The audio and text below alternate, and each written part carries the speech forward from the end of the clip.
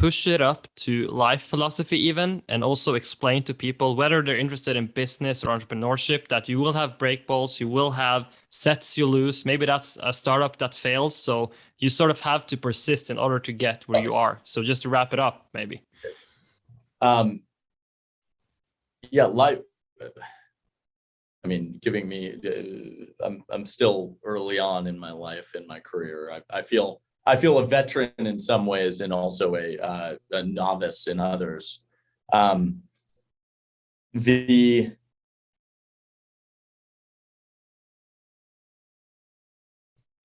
things that ended up working had the most friction, and they took the most, and when you're early in your career, you're doing a lot of things, sort of tuning an algorithm and trying your hardest. But what you learn is we get paid to make good decisions. So all of those things you're doing is actually about building conviction to make one decision. And it's what deal for VCs, it's what deal to do, right? And you have to figure out what you believe that the market doesn't in that conviction building process. I think the scarcest asset on the planet is true high conviction decisions. I think most people flippantly will pass their decisions to others. And it's really about seeing the beginning of that process is really about seeing where the world disagrees with what you believe, and starting to pick at that and see where it goes. So I've separated from the idea of tennis of, it's a game where you win, lose. It's a mental game, and it is physical also. But the true idea is like, it's an endurance game. I wrote a blog post about like the world of business is an endurance game. The world of life is an endurance game. Like, I think the reason I have like a vendetta against education, and the reason is that I think that they train you to feel good about short-term thinking. And the longer term you can think, the better you will perform in life and be sought after. And I think if you can think 2 years longer than your friends, you're going to do great. If you can think 10 years longer than your friends, you're going to be exceptional. And if you think 20 years longer than your friends, like it, and a big part of it is sort of like knowing that you are training the right things every day. Like, you're going to have down days. You're going to have days you doubt yourself. You're going to have crap. Like, I mean, same with tennis. Like, you're going to have crap days where your forehand doesn't work. You're going to have crap days where like literally your brain cannot function and you don't know why. Like, you could beat it against the wall for hours and it just will not work because you're preoccupied. Normally, like, you filled the space of, I think it was a computer. Like, a lot of people use memory. They have really good memory recall. I have really crappy memory recall. I have really good CPU usage, or GPU usage, where it's like about the solving of the problem, I have a good system. About the memory, I have a horrible system. And it's like, I optimized for that. Like, I optimized for not really remembering things well and like ignoring things that I didn't think were as important. And so at the end of the day, like, play endurance games like that and be a part of it. Like, try to win.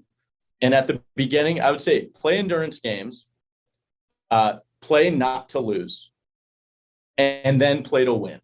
And like, that would be my sequence of of life. I would play games that you could play for the next 70 years, like tennis or golf or whatever, like things that won't like fatigue your body, things that won't and that are meant.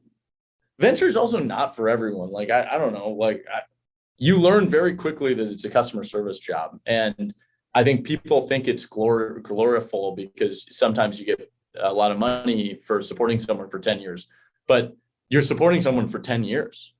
There's a lot of shit that goes in the middle of that. And like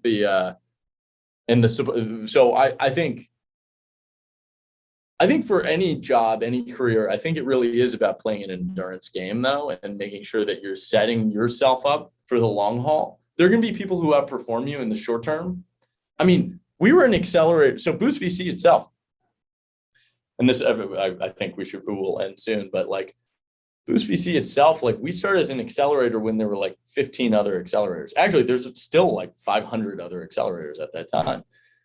And we weren't the best known. And we're still not the best known, but like we put one foot in front of the other and stayed who we were, where we were supporting crazy ideas and crazy markets. And like we focused on this part of the ecosystem that everyone ignored, where venture capitalists didn't realize it. No one realized it. And because of that, it was hard. Like it was difficult because we had to tell the community of founders that they're doing the right thing when the entire world was saying they were doing the wrong thing. And like those things are hard, but slowly but surely, like a lot of accelerators just fell off. Like they just stopped. And we're still here. So I would say this is a good example of like we were playing not to lose, right? Like I was just around for long enough where a lot of people just lost over a significant period of time. Like they just stopped doing it and they evolved to something else, or they in the programs still, some of them still last, but we stayed our course. We kept going. We were like, hey, that is north. We're going to keep going in that direction. And you do that for 10 years. You put one foot in front of the other. Eventually you get somewhere. You might not get where you're going, but like you get somewhere. And so that's what Boost VC has been. Like we have been successful by not losing and by continuing and being able to sustain. And I believe that the next phase, if I can unlock it, is I get to start to play to win, and it's going to be really fun. And like we built trust for 10 years the hard way. I built an engine that I believe is a money printing device. Like I believe in what we have done and what we are doing. Some pieces of it were incredibly hard. Like if our forehand wasn't working, we had to learn a backhand, right? Like if the serve was garbage, like we had to learn how to move our legs. So we trained each piece of the game, and I feel right now like how we are positioned, like at the base of what Boost VC has always been, and like it took us a long time to realize what we do best. So it's real when you're building something, you try to figure out what you do best, better than the market, better than everyone. And the thing that we do best is we believe first. We believe in the unbelievable things. We believe in the idea that the world could change in a specific way. And we do that better than I believe anyone else on the entire planet. And that belief has turned into a community. And now that community has a chance to go win. And like, that's how I feel about us anyway.